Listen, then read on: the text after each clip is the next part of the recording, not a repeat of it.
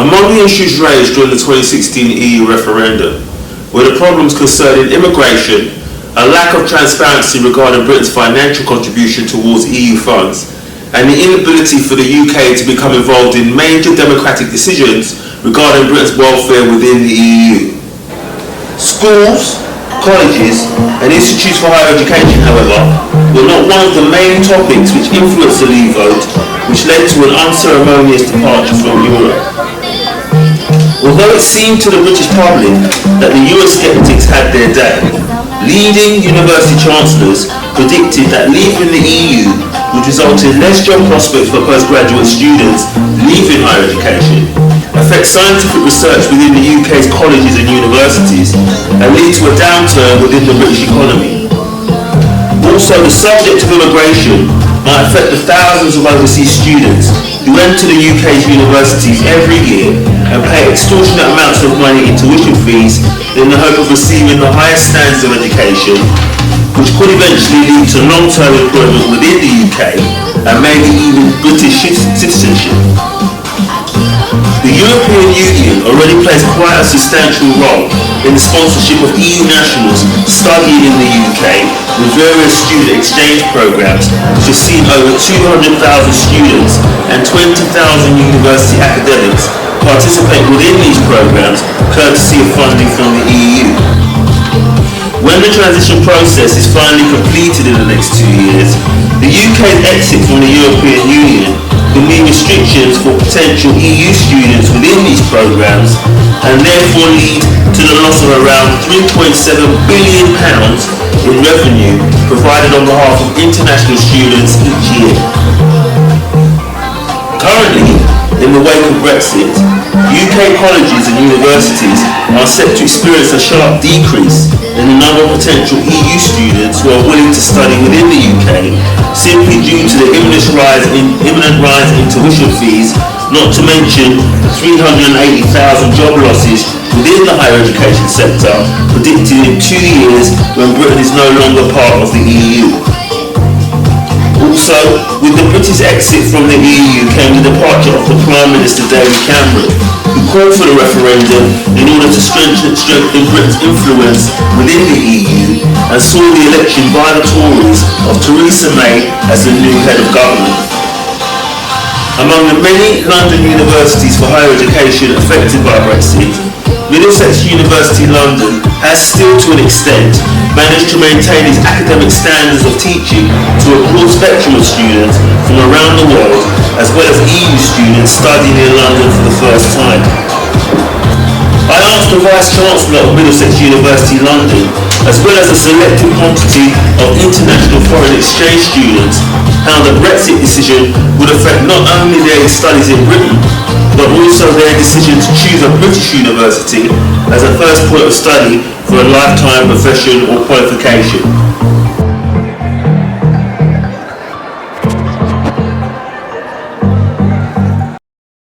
As you know, Vice-Chancellor, Middlesex University has thrived on the reputation of being an international, cultural and diverse institute of education. When Brexit is finally completed in the next couple of years, what implications, in your opinion, will Middlesex experience concerning acceptance of foreign students or even EU students based on meeting Middlesex University's academic criteria for enrolment? Okay, well, you're quite right in saying that one of the real big strengths of Middlesex is our diversity. We have students from over 140 different countries, from many different backgrounds, and that creates a really rich learning environment. that we value very highly. So our commitment is always for Middlesex to be a diverse university with students coming from all over the world to study for our degrees and other qualifications. Of course, that's not just to Hendon. We have campuses abroad as well, in Malta, Mauritius and Dubai, and we also work in partnership with many education institutions around the world. So it's possible to take a Middlesex qualification abroad as well as to come to London to study here too. But something that's really special about our campus here in Hendon is the mix in terms of nationalities, cultural and social backgrounds. So Brexit is a concern for us in terms of what is it going to do to our attractiveness as somewhere to come and study. Not just in terms of is it going to be harder to come and study in the UK because of stricter immigration and visa rules, but there's also the psychological side, if you like. Are students from EU countries still going to feel welcome coming to study in London? And both of those aspects concern us. We're working hard at the moment with other universities to have a dialogue with the government about getting a deal through the Brexit negotiations that protects us in terms of still being attractive to EU students, still having access to EU research funding and research collaborations. So we are working hard to make sure that the deal works for us. But of course it's all in the mix at the moment, and there's a lot of uncertainty about what this is going to look like. Are we still going to be in the single market or not? Are we going to be in the customs union or not? So it's quite difficult to model future scenarios and predict what's going to happen. At the moment, we're focusing all our effort with other universities on ensuring that the deal that the UK comes out with is one that still works in terms of recruitment of students from the rest of Europe and ensuring that this very special diversity and mix that we've got among our student community still stays as a major strength. But there's many aspects to that concern us, ranging from is it going to be impossible bureaucracy to get a visa to come and study here, to our EU nationals still going to have access to student loans, for example, or are they going to have to pay their fee up front when they arrive? What is your strongest worry about universities and foreign students going abroad to study after you've left the EU? Yeah, there's a number of impacts it could have on us. I mean, my main concern is that, as I said, we stay diverse and international in terms of the ethos and the experience of being a student here in Hendon. And that's something that British students value as well. We know from surveys that home students feel that international students are something positive about their learning environment, that mixing with students from different countries is something they value. So it's a two-way thing. So that's our first priority. The second priority is that if we lose student numbers, then that does affect our budget. And obviously the big danger is we just have to shrink because we lose potentially 15% of our students. So if we lose that number of students and they're not replaced, then we've got budget issues, we may need to make staff redundant, we've got too much space and so on. So we don't want to be in that kind of crisis situation because we've suddenly lost a lot of students. So we will put in place a number of mitigating measures to ensure that, as far as possible, that kind of financial shock doesn't happen to us. The third thing, which is also very important, is that at the moment membership of the European Union brings lots of opportunities for student and staff exchanges through Erasmus, for example, lots of opportunities for research collaboration through the Horizon 2020 programme. So there are many exchanges that are enabled by being a member of the EU, and to lose those would be a step backwards for us as well. What exactly is the percentage of funding that Middlesex University receives on behalf of foreign students studying in the UK each year. And when I say percentage, just give me a rough idea of how many of those students are actually EU students. So our fee income, total fee income from all students is around about £140 million a year.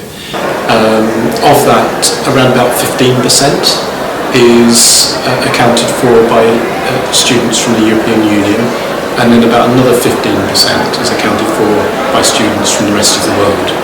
So about 30% of our fee income is from international students, and about half of that is EU students.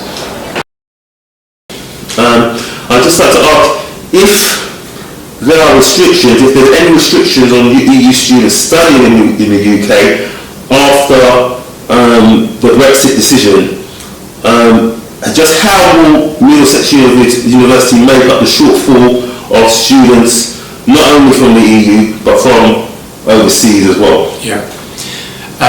So our main concern with EU students at the moment is that if their current entitlement to access student loans is removed, and there's a real threat of that, then those students will be faced with paying a fee upfront rather than being able to pay it through a student loan.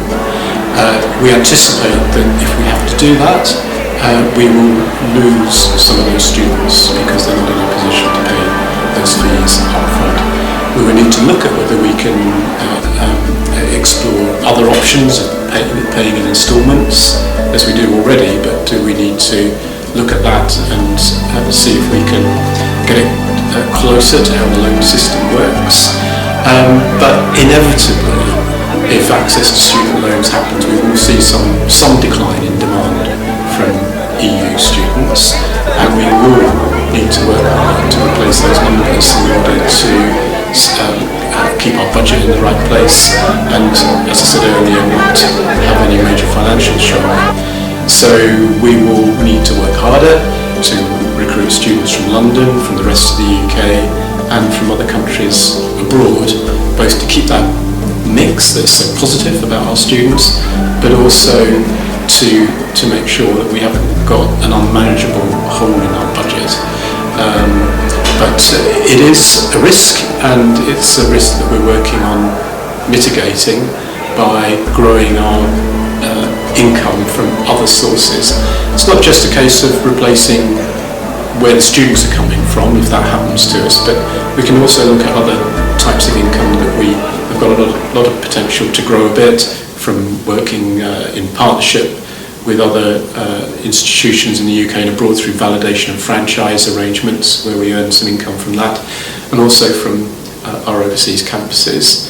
So something we're doing already is to look at diversifying our income, but if we lose a proportion of our EU students, and we won't lose all of them because some will inevitably come back as international students, but if we lose a proportion of them, then it makes that work on diversifying our income all the more urgent and all the more important. I say there's another angle to this as well, is that although around 15% of our students are from the EU, around 15% of our staff are EU nationals too.